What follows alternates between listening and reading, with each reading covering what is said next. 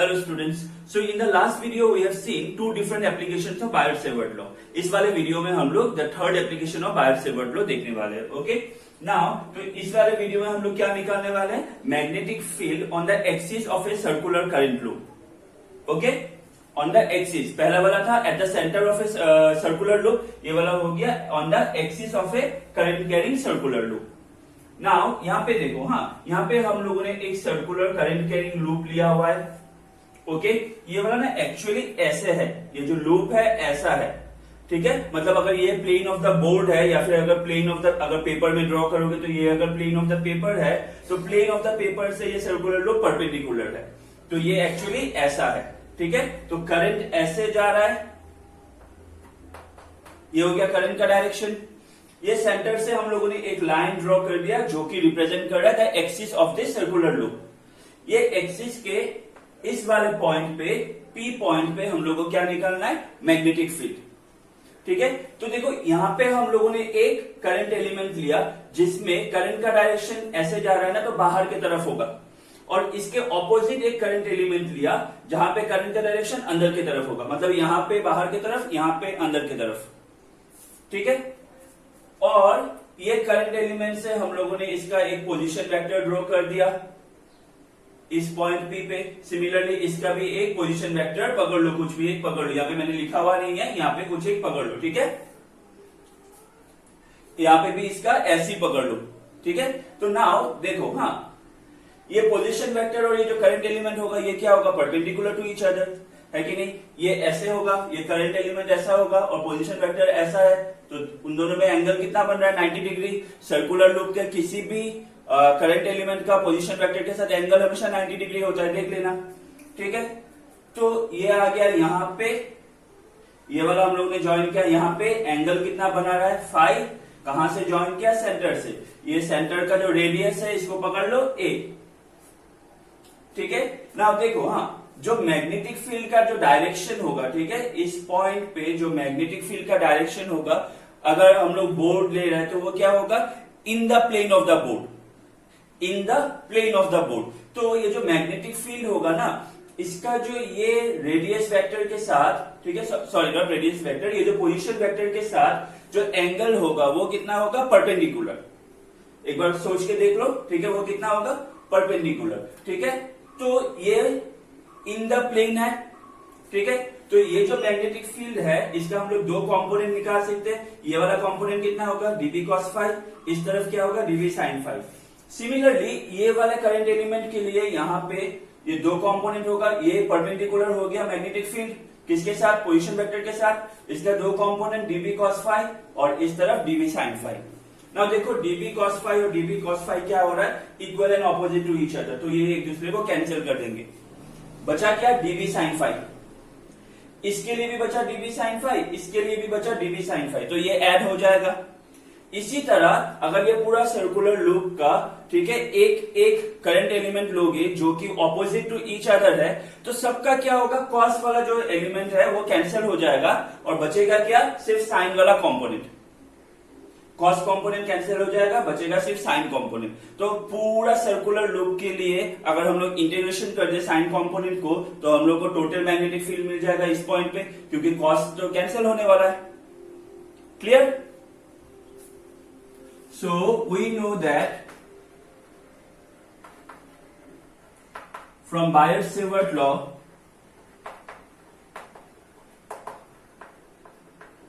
we know that from Biot-Savart law, okay, magnetic field क्या होगा?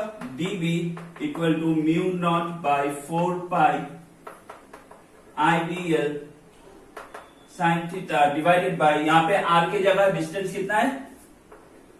s square. ठीक है, ये किसके लिए ले रहे हैं? ये वाला हम लोग ये वाले कंपोनेंट के लिए ले रहे हैं. Okay, for the current element which is the direction of current outwards. Okay, so ये मिल गया हम लोग को. यहाँ पे थीटा कितना हो रहा है? 90 degree. As theta equal to 90 degree. So magnetic field कितना मिलेगा? Mu naught by 4 pi IDL by S square. ये मिलेगा. ठीक है, नाउ स्टेटमेंट अपने से लिखना, अच्छे से नोट्स लिखना। Now if we take any two current element which are opposite to each other, so we can see that their cost component are equal and opposite of the magnetic field, so they will cancel out each other, and what will happen? Only the sign component will left, which will keep on adding up. So if we take all such current element, all the cost component that are equal and opposite with us, equal and opposite तो होगा ही ना। यहाँ पे अगर लोगे, ये अगर loop है, ये अगर लूप है, तो इसको आधा डिवाइड करो, तो इसका अगर इस तरफ करंट होगा, इसका इस तरफ होगा, तो जो कॉस्ट कंपोनेंट है वो सब तो कैंसिल हो ही जाएगा। तो क्या एड अप होगा? Only the sine component. So the total magnetic field at point P, the total magnetic field at point P, okay, due to all such components, क्या होगा?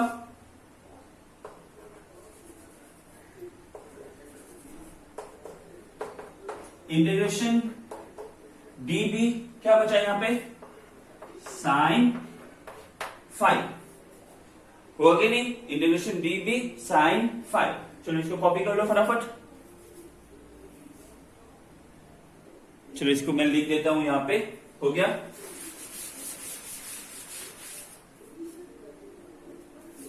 Therefore, total magnetic field at point P along, कौन से direction पे है? ये direction में ना, along CP, कितना हो जाएगा? इंटीग्रेशन मैग्नेटिक फील्ड भी equal to integration dB sine phi, dB sine phi, ठीक है। नाउ देखो साइन फाई, ये ट्राइंगल देखो, तो ये ट्राइंगल में से साइन फाई क्या होगा? साइन का क्या होता है formula? Perpendicular by hypotenuse. Perpendicular क्या है? A, हाइपोटेनस क्या है? S। So B equal to integration dB, dB का फॉर्मूला क्या मिला था अभी हम लोग को? Mu naught by 4 pi IDL by S square, ये सुनो। एंड साइन फाई की जगह मैं क्या लिख सकता हूं? Perpendicular by hypotenuse, that means A by S। So magnetic field भी इक्वल टू क्या हो जाएगा? जो कांस्टेंट टर्म से वो सब बाहर ले आओ। सो म्यू नॉट I बाहर आया, A बाहर आया, 4 pi S square into S cube, तो अंदर क्या बचा? इंटीग्रेशन DL, यही बचा। मैं डायग्राम रफ कर रहा हूं। नाउ इंटीग्रेशन DL मतलब integration of all such current element क्या होगा? DL मतलब क्या होगा? Total length of the circular loop, that means what? Circumference. So magnetic field B equal to क्या आ जाएगा? Mu naught IA divided by 4 pi S cube integration DL, that means 2 pi, यहां पे हम लोगों ने जो रेडियस लिया था कितना लिया था? A। सो अभी हम लोग को कितना मिलेगा? देखो, ये पाई कैंसिल, ये 4 2। So magnetic field B equal to mu naught IA into A square divided by, यहां पे क्या बचा? 2S क्यूब, है कि नहीं? नाउ जो हम लोग के पास डायग्राम था ना, वो वाला एक बार अच्छे से देखो। S क्या है? देखो हाइपोटेनस, पाइथागोरस थ्योरम से हाइपोटेनस क्या होता है? Equal to perpendicular square plus base square. अगर उसमें से स्क्वायर हटा दोगे तो रूट आएगा, और अगर रूट हटा दोगे तो हाफ आएगा। तो ये जो S क्यूब मिला, अच्छे से देखना, हाँ, S की जगह मैं लिख सकता हूं R square plus A square.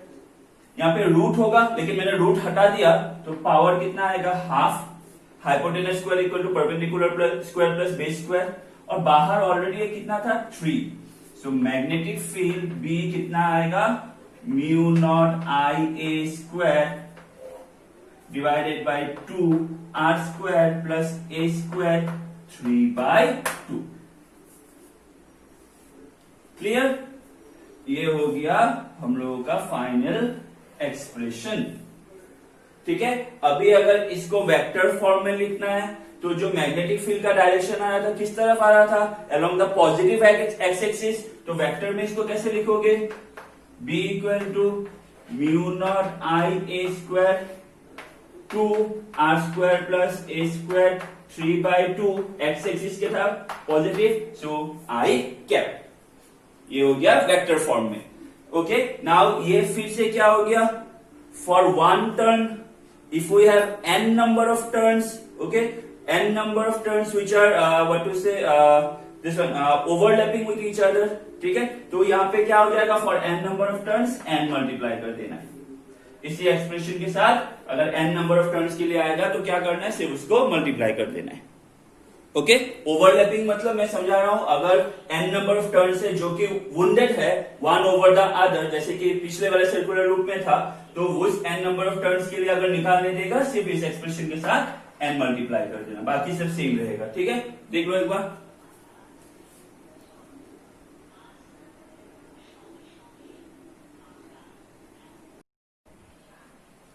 Okay so एक क्वेश्चन देखो ना, यहाँ पे हम लोगों के पास एक डायग्राम दिया हुआ है, यहाँ पे एक स्ट्रेट कंडक्टिंग वायर है, फिर यहाँ पे एक सेमी सर्कुलर वायर और फिर इसके साथ एक straight conducting wire joint wire. हम लोग को क्या करना है, मैग्नेटिक फील्ड निकालना है, कहां पे, एट पॉइंट O। क्लियर ना, देखो हाँ, अगर मैग्नेटिक फील्ड हम लोग कैसे निकालते हैं, पहले हम लोग छोटा छोटा करंट एलिमेंट का निकालते हैं, फिर इंटीग्रेशन करते हैं, है कि नहीं। सो अभी अगर मैं ये स्ट्रेट कंडक्टर का एक छोटा करंट एलिमेंट ले लू, ठीक है, पकड़ लो, मैंने ये वाला करंट एलिमेंट ले लिया, तो करंट का डायरेक्शन इस तरफ, तो ये डीएल का डायरेक्शन भी इस तरफ है कि नहीं, और मुझको निकालना कहां पे है, यहाँ पे। तो मैं अगर इससे एक पोजीशन वेक्टर ड्रॉ करूं यहाँ पे, तो अच्छे से देखो, ये डीएल और जो पोजीशन वेक्टर होगा उसके बीच में एंगल कितना होगा, 0 डिग्री, ऑब्वियसली 0 डिग्री होगा कि नहीं, ठीक है। ये जो हम लोगों ने लाइन दिया ना, ऐसा जो 0 डिग्री एंगल बना रहा है, इसको हम लोग बोलते हैं एक्सिस ऑफ द, ये क्या बोलते हैं इसको, करंट एलिमेंट। हाँ, एक क्वेश्चन याद रखना, वो कभी कभी एग्जाम में पूछता है, करंट एलिमेंट की वजह से मैग्नेटिक फील्ड मिनिमम कब होता है, मैक्सिमम कब होता है। तो करंट, कोई भी करंट एलिमेंट की वजह से, ठीक है, मिनिमम मैग्नेटिक फील्ड तब होता है जबकि हम लोग मैग्नेटिक फील्ड को अलोंग द एक्सिस निकालते हैं, या फिर करंट एलिमेंट के एक्सिस पे, करंट एलिमेंट के एक्सिस पे magnetic field due to the current element minimum होता है, जो कि 0 होता है। और अगर एक्सिस का कोई भी प्लेन लोगे, okay, a plane perpendicular to the axis, वहां पे मैग्नेटिक फील्ड निकालोगे तो वो मैक्सिमम होगा। So magnetic field due to a current element is minimum on the axis of the current element and is maximum on a plane which is perpendicular to the current element, याद रखना, ठीक है। सो ये वाला समझ में आ गया। सिमिलरली ये वाला पोर्शन के लिए भी कोई भी करंट एलिमेंट का निकालोगे तो कितना आएगा, 0 भी आएगा, है कि नहीं, देख लो। So current magnetic field due to PQ and ST will be how much? Will be 0. Yes or no? Okay क्योंकि ये वाला एंगल बनाएगा 0 डिग्री, ये वाला ऑपोजिट डायरेक्शन में तो एंगल बनाएगा 180 डिग्री। साइन हम लोग का फॉर्मूला क्या था, mu naught by 4 pi I D L sine theta. So theta 0 हो या 180 हो, sine 0 sine 180 both are how much, 0। तो वैल्यू कितना आएगा इसके लिए, 0। तो एक्सिस पे वैल्यू कितना आएगा, 0, ठीक है। अभी ये हो गया सेमी सर्कुलर, है कि नहीं। तो ये वाला पोर्शन सर्कल का है, हाफ है। तो सर्कुलर लूप में कोई भी करंट एलिमेंट लोगे और उसके वजह से, अगर पकड़ लो यहाँ पे एक करंट एलिमेंट ले लिया हम लोगों ने, उसके वजह से अगर हम लोगों को मैग्नेटिक फील्ड निकालना है एट द सेंटर, तो वो हमेशा जो करंट एलिमेंट होगा dl, वो ये पोजीशन वेक्टर के साथ क्या होगा, परपेंडिकुलर। ये तो हम लोग को मालूम है कि नहीं, ये हम लोग को मालूम है, ये हम लोगों ने ऑलरेडी डेरिवेशन में किया हुआ है। ओके तो ये लिख दिया PQ as angle between current element and position vector are 0 degree and 180, मतलब पाई। पाई मतलब क्या होता है, 180 डिग्री। तो ये इसके लिए और इसके लिए 0 हो गया, ये हो गया हम लोग का रीजन, ठीक है। तो अभी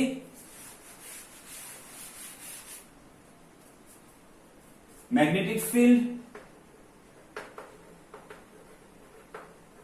eight O due to a current element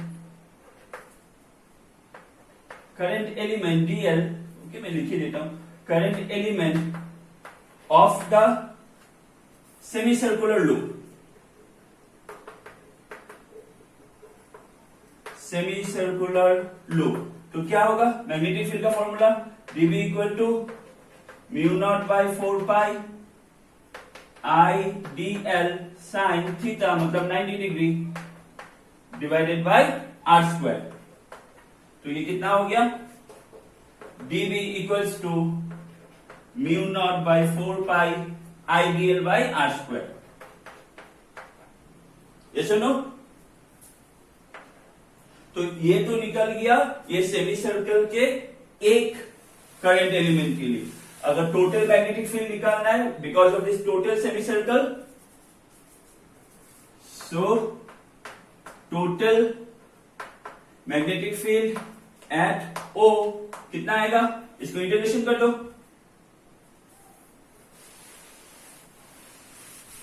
तो फॉर्मूला क्या आएगा, integration dB equals to integration mu naught by 4 pi I D L by are square.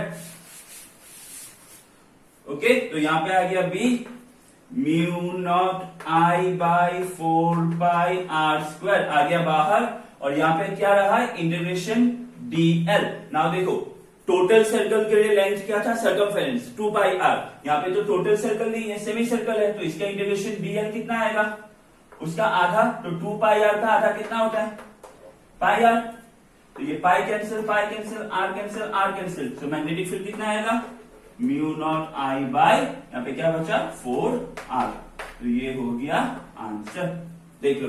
Okay okay, और एक सम देखो, यहां पे भी ये मैग्नेटिक फील्ड निकालना है हम लोग को एट द पॉइंट ओ, ठीक है। ये जो बैंड पोर्शन है सर्कल, इसका रेडियस दिया हुआ है 3 सेंटीमीटर और करंट कितना कैरी कर रहा है 10। अभी देखो ये पोर्शन अगर यहां का कोई भी करंट एलिमेंट लोगे और यहां से पोजीशन वेक्टर लोगे तो वो दोनों के बीच में एंगल कितना होगा, डायरेक्टली हम लोग को मालूम है 0 होगा अलोंग द एक्सिस, है कि नहीं। तो ये पोर्शन के लिए और ये पोर्शन के लिए मैग्नेटिक फील्ड कितना हो रहा है 0, तो मैग्नेटिक फील्ड जो होगा वो किसके लिए होगा, only because of this portion.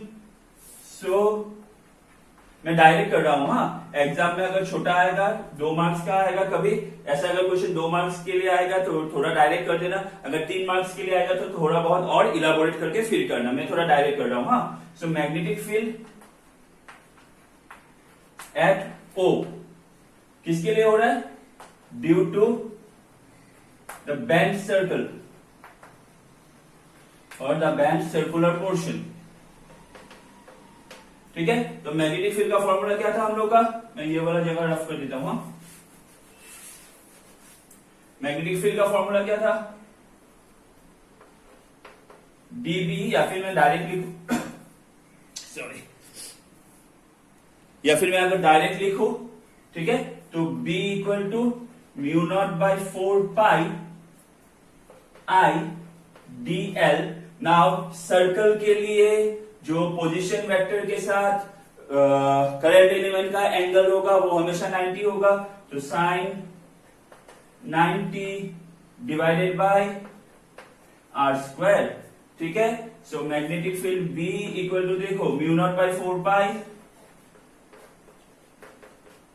ठीक है। नाउ साइन 90 हो गया 1, ये तो गया, नीचे रहा आर था 3 सेंटीमीटर मतलब 3 into 10 to the power -2 metre और स्क्वायर है, ठीक है।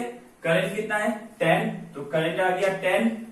अभी ये जो डीएल है, ये डीएल क्या है, लेंथ, मैं डायरेक्ट कर रहा हूं, हाँ एग्जाम में तुम लोग इंटीग्रेशन करके फिर दिखाना, ये डीएल क्या है लेंथ, ठीक है। सो इंटीग्रेशन करके दिखाना मतलब पहले इंटीग्रेशन डीबी निकालना, फिर डीएल निकालना, फिर डीबी इक्वल टू बी करके इक्वेशन में पुट करना, ठीक है। सो ये अभी देखो ये सर्कल का एक पोर्शन गायब है, कितना पोर्शन गायब है 90 डिग्री, टोटल सर्कल कितना होता है 360, तो 360 में 90 गायब है मतलब 4 भाग का 1 भाग गायब है कि नहीं। जो टोटल होता है वो कितना होता है 2 पाई आर, अभी टोटल नहीं है out of 4 part 3 part present है, एक पार्ट गायब है, मतलब 3/4। तो 3/4 करोगे तो कितना आएगा 3/2 पाई आर आएगा कि नहीं। तो यहाँ पे जो डीएल का वैल्यू होगा वो कितना होगा, वो होगा 3/2 पाई आर। बात समझ में आया कि नहीं। ओके, तो ये जो 2 है ये आ गया नीचे। ठीक है, हम लोग ये काम कर सकते हैं, ये आर और ये स्क्वायर था, एक r cancel. So magnetic field B equal to कितना आएगा, देखो अभी म्यू नॉट, ये 3 into 10 हो गया 30 डिवाइडेड बाय यहाँ पे ये 2 नीचे आ जाएगा, ये पाई पाई कैंसिल, तो 2 नीचे आएगा तो 4 2 जा हो जाएगा 8 into 3 into 10 to the power -2। Okay, और कुछ है नहीं, और कुछ नहीं है। अब इसको कैलकुलेट करो, देखो कितना आता है। ठीक है, सो एक काम करो अभी,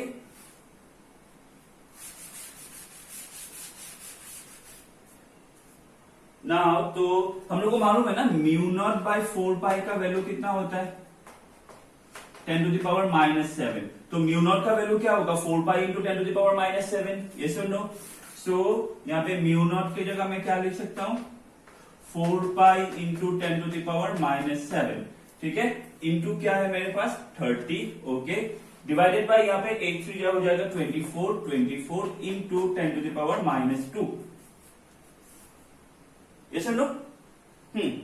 सो यहाँ पे अभी ये 4, अगर यहाँ पे ये 0 है ना 10, ये -7 के साथ 10 ले जाओ तो कितना होगा, ये हो गया into 10 to the power -6। Okay, ये 4 3 हो जाएगा 12, तो यहाँ पे आ गया मेरे पास 12 पाई डिवाइडेड बाय कितना आ गया 24, और यहाँ पे आ गया divided by 10 to the power -2, तो ये हो गया π/2। पाई का वैल्यू होता है 3.14 से अगर 2 को डिवाइड करूंगा तो आएगा 1.57, और ये -2 ऊपर ले जाओगे तो into 10 to the power -4 tesla. Okay, तो मेरे हिसाब से ये आंसर होना चाहिए 1.57 into 10 to the power -4। Book में आंसर 10 टू द पावर -3 दिया हुआ है, तो एक बार तुम लोग भी कैलकुलेट करके देख लेना, मेरा कहीं पे गलती हो सकता है। ठीक है, okay, thank you. Now today we are going to study about Ampere circuital law. Okay? जिस तरह इलेक्ट्रोस्टैटिक्स में हम लोगों को क्या मिला था Gauss law, which was an alternative form of Coulomb's law. Similarly, we can say here that Ampere circuital law is an alternative form of Biot-Savart law. Okay? Now ये क्या स्टेट करता है देखो, it states that the line integral of magnetic field around any closed circuit is equal to mu naught times, कितना times mu naught times of the total current passing through this closed circuit। Okay, that means okay, अगर magnetic field का line integral लोगे around any close circuit, तो वो line integral of magnetic field equal to क्या होगा mu naught times multiplied by the current flowing through that close circuit. Okay, तो इसको हम लोग कैसे लिखते हैं, इसको हम लोग ऐसे लिखते हैं, okay, equal to mu naught I। ठीक है, ये हो गया इसका क्या बोलते हैं इसको एक्सप्रेशन। नाउ चलो हम लोग देखते हैं एम्पियर सर्किट लॉ हम लोग कैसे प्रूफ कर सकते हैं। तो यहां तक लिख लो फटाफट, स्क्रीनशॉट लेकर रख दो।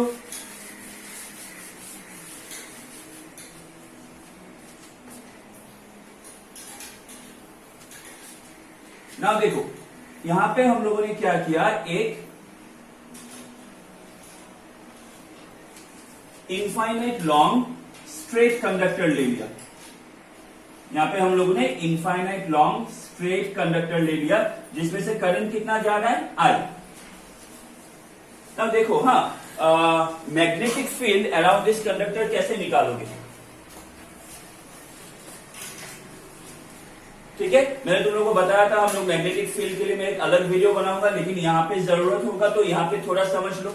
अभी देखो ये पकड़ लो, एक स्ट्रेट कंडक्टर है, ये एक स्ट्रेट कंडक्टर है, करंट किस तरफ जा रहा है इस तरफ। तो हम लोग क्या करेंगे, इसको अपने ऐसे हाथों में होल्ड कर लिया, ये जो थंब है ये थंब करंट के डायरेक्शन में जाएगा। तो ये जो फिंगर्स है मेरा, जो रैप्ड फिंगर्स है, ये क्या देगा मुझको मैग्नेटिक फील्ड का direction, magnetic lines of force. Okay, तो यहाँ पे magnetic field, magnetic line of force कैसे होगा, ऐसे।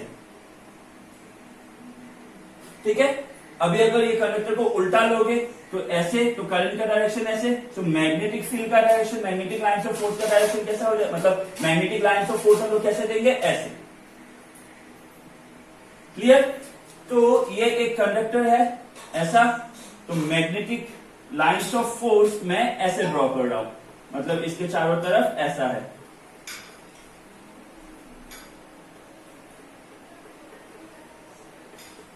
ठीक है, अभी ये तो ठीक है ऐसा है, लेकिन डायरेक्शन क्या होगा, ऐसा, तो डायरेक्शन ऐसा होगा मतलब ऐसे होगा, तो इसका डायरेक्शन होगा ऐसा, है कि नहीं? देख लो अच्छे से, ये ऐसे जा रहा है, ऐसे, अगर ऐसा लोगे तो ये ऐसे आता, है कि नहीं? अगर ऐसे लोगे तो ये ऐसे आता ये। ठीक है, तो यहां पे मैंने एक स्ट्रेट कंडक्टर ले लिया और इसके चारों तरफ मैंने ये लाइन ऑफ फोर्स बना दिया। ओके, नाउ ये जो लाइन ऑफ फोर्स है ये मेरा कैसे बिहेव करेगा, ये बिहेव करेगा as a close loop. Now बात समझो, यहाँ पे क्या सचमुच का एक वायर है जो कि एक क्लोज वायर लूप है? नहीं है, सिर्फ हम लोग इसके चारों तरफ एक डायरेक्शन लिया हुआ है मैग्नेटिक फील्ड का, और उसी डायरेक्शन के हिसाब से यहाँ पे हम लोग एक क्लोज लूप कंसिडर कर रहे हैं। तो ये तो एक्चुअल वायर लूप नहीं है ना, ये हम लोग का एक कंसिडरेशन है। तो इसको क्या बोलते हैं? इसको बोलता है एम्पेरियन लूप, इसको बोलता है एम्पेरियन लूप, याद रखना। ठीक है, तो ये हो गया। नाउ ये कंडक्टर से यहां पे हम लोगों ने एक डिस्टेंस ले लिया और यहां पे मैंने एक करंट एलिमेंट पकड़ लिया। ठीक है, मैंने यहां पे एक करंट एलिमेंट पकड़ लिया dl, और ये करंट एलिमेंट से यहां पे मैंने ये डिस्टेंस ले लिया। चलो मुझको अभी बनाना, मैंने पहले बना दिया था, सॉरी। ये करंट एलिमेंट लेके फिर यहां से ये डिस्टेंस ले लो। ठीक है, तो ये डिस्टेंस कितना हो गया, r। क्लियर? नाउ देखो, जब हम लोग एम्पियर सर्किट लॉ पढ़ते हैं ना, तब हम लोग को एक चीज कंसीडर करना होता है, वो क्या? जो मैग्नेटिक फील्ड का डायरेक्शन होगा, जो मैग्नेटिक फील्ड का डायरेक्शन होगा, ठीक है, ये सर्कुलर लूप पे, तो वो किसी भी पॉइंट पे उसका डायरेक्शन कैसे होगा, टेंजेंशियल। ये सर्कुलर लूप पे मैग्नेटिक फील्ड का डायरेक्शन कैसे होगा, टेंजेंशियल। तो ये पॉइंट पे अगर मुझको मैग्नेटिक फील्ड का डायरेक्शन ड्रॉ करना है अलोंग द टेंजेंट, तो मैं ऐसे ड्रॉ करूंगा, है कि नहीं? टेंजेंशियल डायरेक्शन ये होगा मैग्नेटिक फील्ड का डायरेक्शन, और इस तरफ मेरा करंट एलिमेंट का भी डायरेक्शन है dl।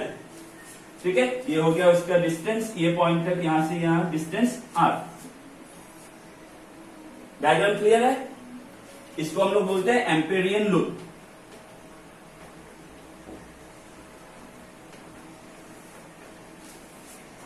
ओके, नाउ देखो, we know that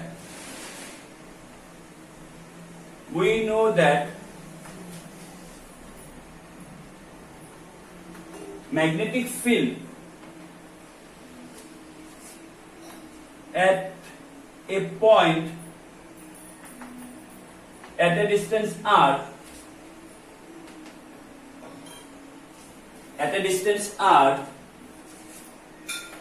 with respect to the circular loop,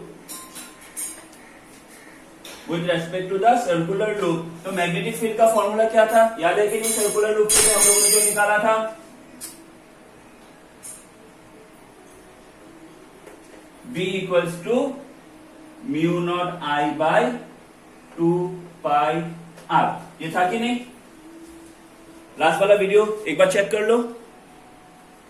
now देखो, at every point on this circle, अगर हम लोग ऐसे ही एक करंट एलिमेंट कंसीडर करें dl, और वहां से ये मैग्नेटिक फील्ड का डायरेक्शन है टेंजेंशियल, तो दोनों के बीच का जो एंगल होगा वो हमेशा कितना होगा, 0 डिग्री, है कि नहीं?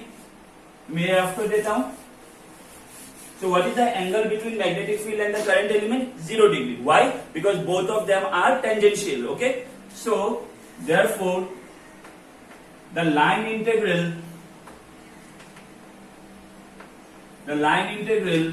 of magnetic field along the circular path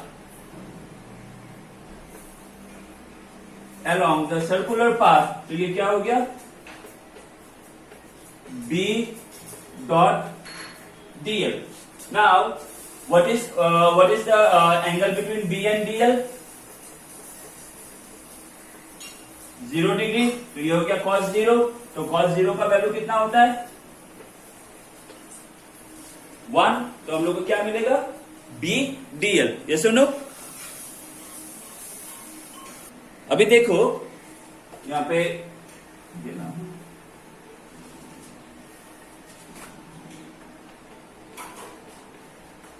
now magnetic field इसको बाहर ले लो, तो यहां पे क्या बचेगा DL। ठीक है, मैं ये साइड ऑफ कर देता हूं।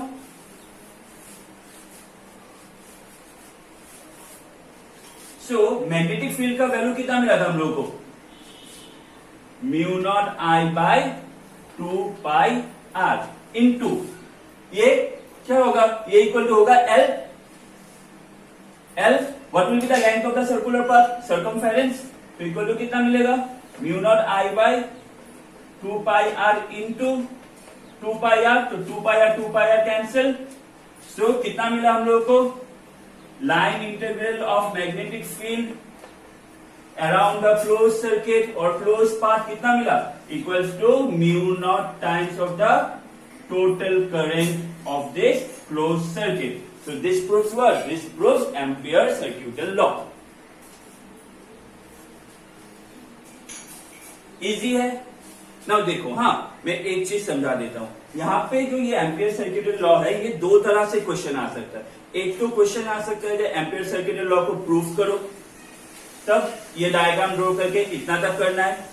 या फिर दूसरा आ सकता है एम्पियर सर्क्यूटल लॉ यूज करके मैग्नेटिक फील्ड निकालो for a infinite straight conductor. ठीक है, मैं ये साइड ड्रॉ कर देता हूं। मैग्नेटिक फील्ड निकालो for a infinite straight conductor. ना जो डायग्राम हम लोगों ने बनाया, डायग्राम वही, सिर्फ उसको अप्रोच कैसे करना है। तो डायग्राम सीन बनाओगे, फिर क्या करोगे, we know that the magnitude of magnetic field at any point on the circular loop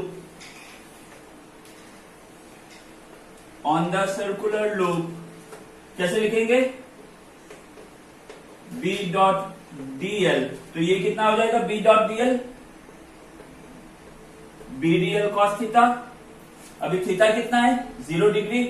ठीक है, B कांस्टेंट है, बाहर ले आओ, तो ये क्या मिलेगा B dl मिलेगा यहां तक। फिर क्या करना है,